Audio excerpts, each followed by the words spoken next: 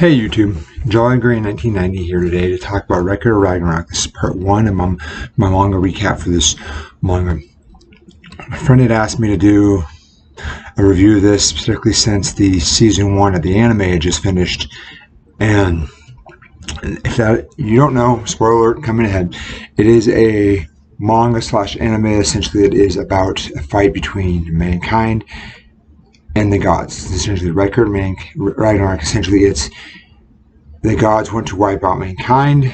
The Valkyries, particularly the lead Valkyrie, Brunhild, wants to spare, essentially give the humankind a fighting chance. So she essentially said, let's do Record of Ragnarok. And they're like, no. And she hits on their pride. She's like, why? Are you afraid you would lose to humans? So let's have a match between humans and gods. And they're arguing, and she hits on that pride again, and they're like, okay, fine.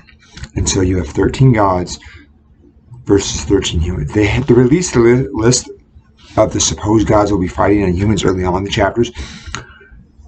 I'm not going to review that here because that does change throughout the manga and anime as you see the list, because gods of pride, certain ones that fear. And so I will discuss the first 3 fights. So that will be Fight 1 was Thor versus Lubu. So I mentioned that you have essentially the Valkyries who intervene for mankind, and they even go any further, and they have a process called Volin, where pretty much they give their bodies and they become a weapon for humankind. That's how humans can fight against the gods, with their divine weapons. And so Brunhild, the lead one, has her other sisters go ahead and do. With her at all times, you have Gear, who is kind of like an assistant little girl Valkyrie. So the first fight starts off with Thor, Nordic god, versus Lubu, Chinese general, and he is fighting with a halberd, and the Valkyrie that he gets to help him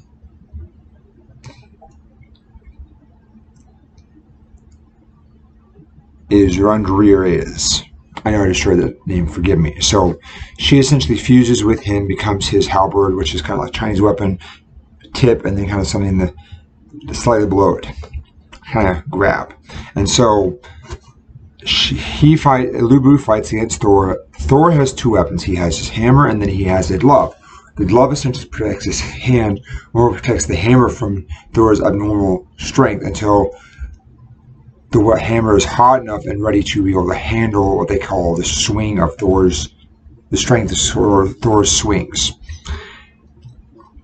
There's a point throughout the battle where Thor's hammer crushes down, essentially destroying Lubu's legs, and then his horse, Red Hair, which is a famous horse throughout history, comes in and essentially gets on the horse. Epic battle, charges him.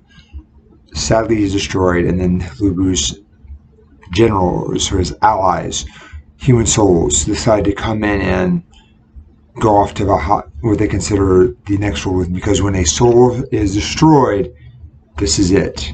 They don't come back, they are dead. And same thing for the gods, as we later see. So the battle between Thor and Lubu ends in Thor's victory. The next battle was supposed to be Shiva versus Adam, the first man, but it ends up being Zeus, the father of the gods, as they say, or as he calls himself, the godfather of the gods, versus Adam. Adam is able to perceive things with his eyes, the speed at which Zeus is throwing his punches. So essentially it's a fist fight. And so with that, Adam gets the use of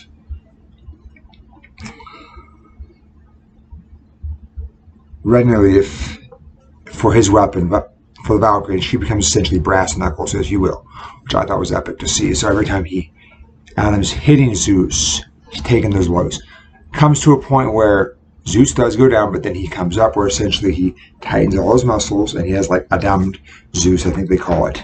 And so pretty much he tightens his muscles, and he's able to truly go faster than speed. And that's where Adam starts to give out, because his eyes can't see how fast Zeus is throwing his punches. And eventually Adam goes down. I like the fight, but as you notice, I didn't spend a lot of time just because to me it was a very simplistic fist fight. Good. Even the fact that like Zeus does a little memory and remembers when he fought against Cronus, there was one the light speed punch, and Adam uses that against Zeus, and so Zeus remembers that. But still a basic fight.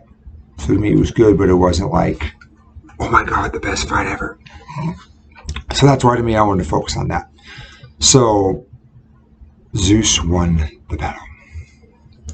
The next was Kojiro Sasaki versus Poseidon. Poseidon and Zeus are both the Olympic gods, pantheon. And so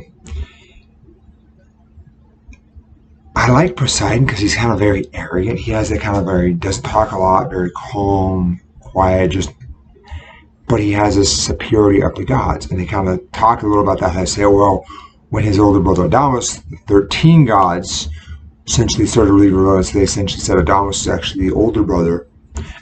Started to lead a rebellion.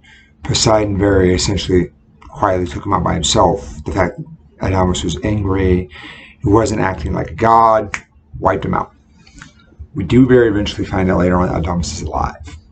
He wasn't killed. He was definitely beaten, but he wasn't killed. And so that image of Poseidon to me was kind of like, okay, I liked it, but it's kind of ruined with the fact that Adamus is alive. Now, Kojiro Sasaki, I like switching to the human as the human fights, actually gets to use the weapon where the Valkyrie hurts. She has two personalities, which we actually end up seeing when Kojiro's sword breaks. He actually form into two, which makes the two personalities. It's two swords in one. I like him because in his life he was continually losing. They're like, well, how could a guy who continually lost fight from him? It was because he was continually observing and learning from his fights. And they have the guy who essentially he beat him is like, yes, this is the way to do it.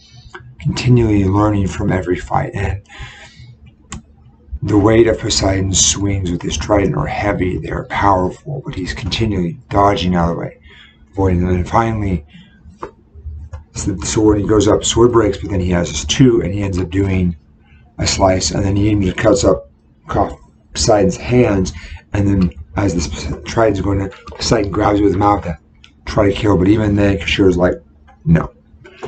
Splits his body. Round 3, victor of the god. Victory, not to the gods, to the humans. I'm reviewing this, and I'm doing 3 parts because as this comes out monthly, I do want to do a chapter reaction to this every month, as this is a anime coming up that a lot of you have started to become interested in. So JallyGrean, manga recap, Record of Ragnorak, Part 1.